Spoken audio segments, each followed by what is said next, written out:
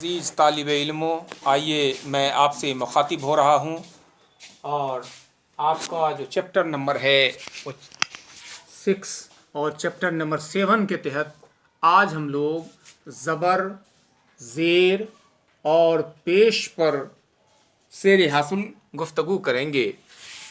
ये एराब है। अब तक हम लोगों ने हरफ़ों की जानकारी हासिल की थी और उन हरफ़ों को किस तरह लिखा जाता है उसके मुताल्लिक़ हम लोगों ने हासिल किया था पिछले सबक में, पिछली नशिस्त में सबक नंबर 6 तक। आज जो है हम एराब की तरफ गुफ्तगू कर रहे हैं।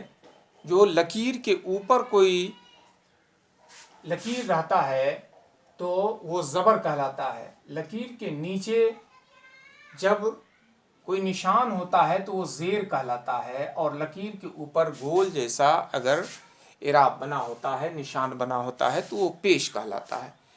अब इसके इस्तेमाल के ऊपर हम लोग गुफ्तगू कर लेते हैं। अलीफ या ज़बर जो होता है, ये ज़बर हो गया, लकीर के ऊपर ज़बर है तो ये ज़बर का किन किन जगहों पर हम इस्तेमाल कर सकते हैं। जैसे हम अनार लिखना चाहें तो अलीफ के ऊपर ज़बर डालेंगे तो अलीफ ज़बर आ हो जाएगा, जैसा कि आप लोगों ने पिछले नशिस्त में इसको पढ़ा था। अलिफ ज़बर आ, नू अलिफ ज़बर ना, रे माकूफ अनार।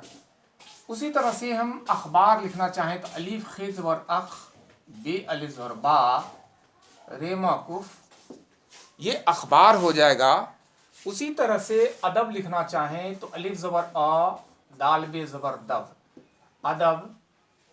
अज़ान लिखना चाहें अलिफ ज़बर आ, ज़ाल अलिफ ज़बर ज़ा, नू मौकूफ, ये अज़ान। तो इसी तरह से हम बहुत सारे अल्फाज लिख सकते हैं। दरबार, बदन, बर्तन, ये सब में ज़बर का इस्तेमाल होता है। आइए ज़ेर की तरफ हम लोग बढ़ते हैं और देखते हैं कि ज़ेर में किन किन लफ्ज़ों का इस्तेमाल, किस तरह से इसका हम इस्तेमाल कर सकते हैं। ये लकीर के नीचे ज़ेर है तो इस तरह से अगर हम इजाज़त लिखना चाहें, अलिफ जेर ई, जीम अलिफ ज़बर जा, ज़ेते ज़बर ज़त, इजाज़त। अब इसमें आपको गौर करना है, बे भी लिखेंगे तो इसी तरह से सिर्फ नुक्ता का ऊपर नीचे का फ़र्क होगा। देखिए किस तरह से बे लिखे हैं, उसी तरह से बनाना है हमको जब किसी हरूफ में मिलेगा। तो इजाज़त हमने लिख लिया है। उसके बाद इतवार लिखना है तो अलिफ ते ज़र इत, ज़ेर वा अलिफ ज़बर बा, रे मौकूफ इतवार हो जाएगा। और उसके बाद निडर होगा, नून ज़ेर नी, डाल रे ज़बर डर, निडर। निडर के बाद अगर हम लोग इसमें चाहें तो दूसरा हरूफ लिख सकते हैं, जैसे वाजिद, उसमें ज़बर और ज़ेर दोनों है। वा अलिफ ज़बर वा, जीम दाल ज़ेर जिद, वाजिद। वारिस लिखेंगे तो उसमें भी वा अलिफ ज़बर, ऊपर में ज़बर और नीचे में ज़ेर का इस्तेमाल है। आइए हम पेश की तरफ बढ़ते हैं और पेश का जहाँ जहाँ इस्तेमाल होता है उसको हम करने की कोशिश करते हैं। पेश में जो है, अगर हम सबसे पहले अपनी ज़बान का नाम लिखना चाहें, जैसे उर्दू तो अलीफ रे पेश उर, दाल वापेस दू, उर्दू। हम लिखना चाहें रुत तो रेते पेश रुत, है ना। उसी तरह से बहुत सारे अल्फाज हम लिख सकते हैं, जैसे रुख, रेखे पेश रुख, है ना। हाँ, उसके बाद जो है सो हम सुन, सीनू पेश सुन। जैसे पुराना लिखना है तो पे पेश पू, रे अली जो रा, नो अली जो ना, पुराना। चुड़ाना, चे पेश चू, रे अली जो रा, नो अली जो ना, चुड़ाना। तो इस तरह से हम लोग ज़बर, ज़ेर और पेश का इस्तेमाल कर सकते हैं। अब अगर हम इसी तरह से लिखना शुरू करें और हम कहें कि मद का इस्तेमाल भी हम लोगों ने कर लिया था।